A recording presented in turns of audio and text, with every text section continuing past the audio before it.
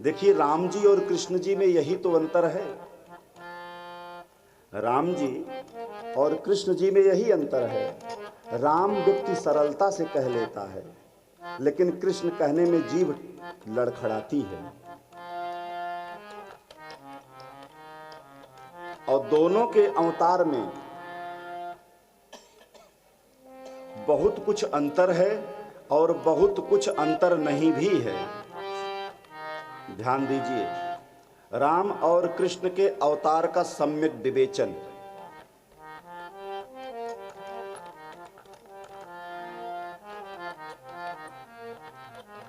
राम जी का जन्म कब हुआ था? दोनों का अंतर समझिए।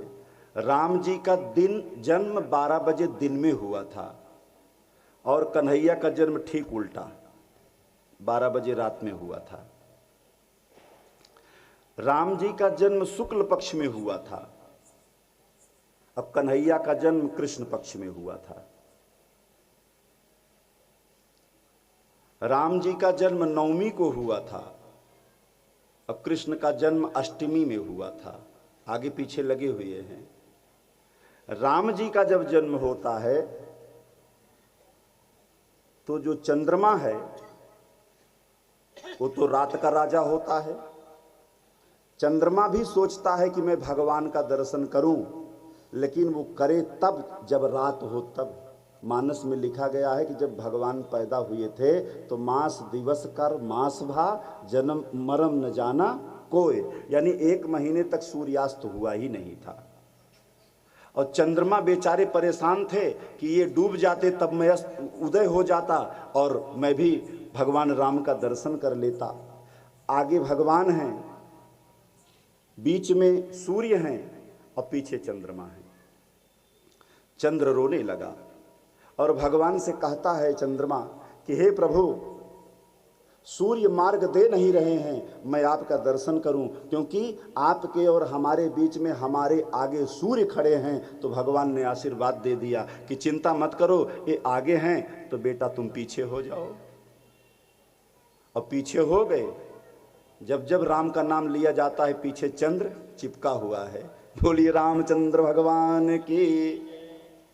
चंद्र पीछे लग गया और रात का राजा चंद्रमा और दिन का राजा सूर्य, यानी दिन के उजाले में राम जन्म लेते हैं, रात के अंधेरे में कन्हैया जन्म लेते हैं, सूर्य के वंश में राम जन्म लेते हैं और चंद्र के वंश में कन्हैया जन्म लेते हैं।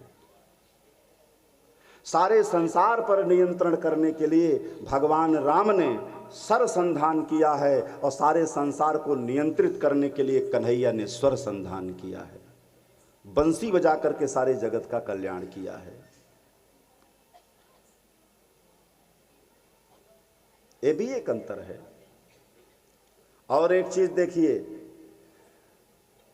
कृष्ण का चरित्र और राम के चरित्र में एक अंतर यह भी है कि राम का चरित्र धारण करने योग्य है, लेकिन कन्हैया का चरित्र धारण करने योग्य नहीं है। यह भी है। अगर किसी के चरित्र पर अपने जीवन को चलाना है तो राम के चरित्र पर चलाना, कन्हैया के चरित्र पर मत चलाना। क्यों?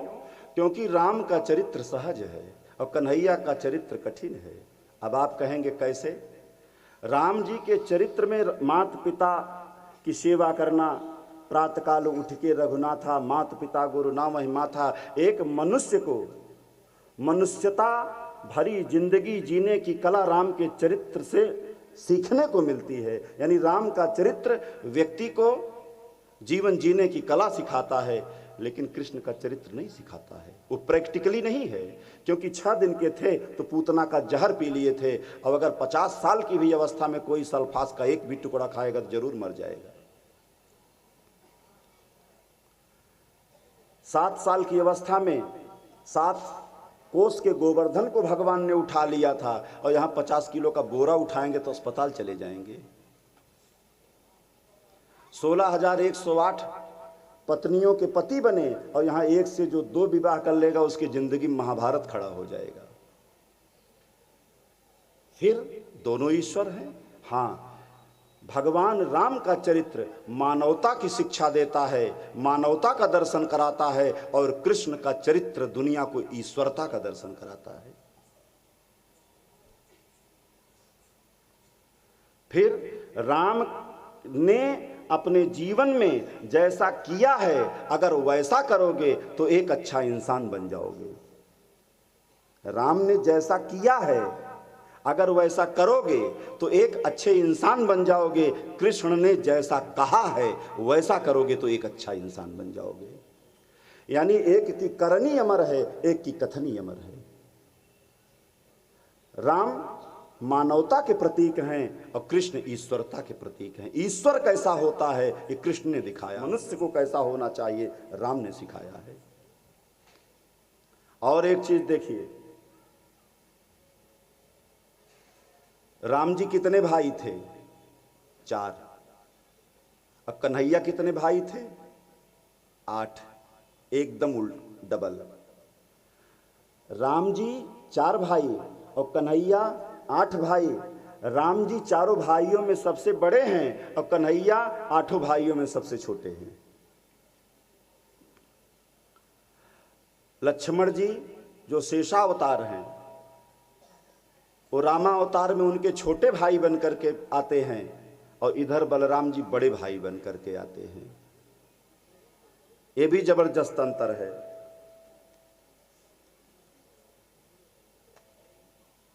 राम के शत्रु कौन? रावण।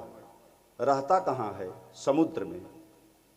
समुद्र में, और समुद्र के बीच में स्वर्ण जटित लंका है जहां पर रावण रहता है, और राम जी अयोध्या में रहते हैं।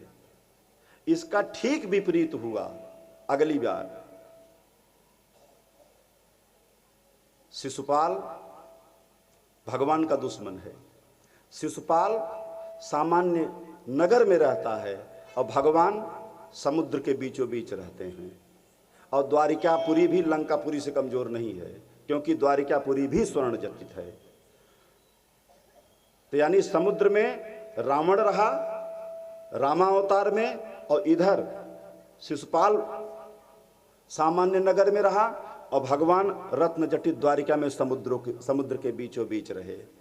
रावण ने राम की पत्नी का हरण किया विवाह के बाद, और इधर जब वही रावण मरा और जब अगली बार शिशुपाल बन करके पैदा हुआ तो विवाह होने नहीं दिया, उसकी पत्नी का हरण भगवान ने कर लिया।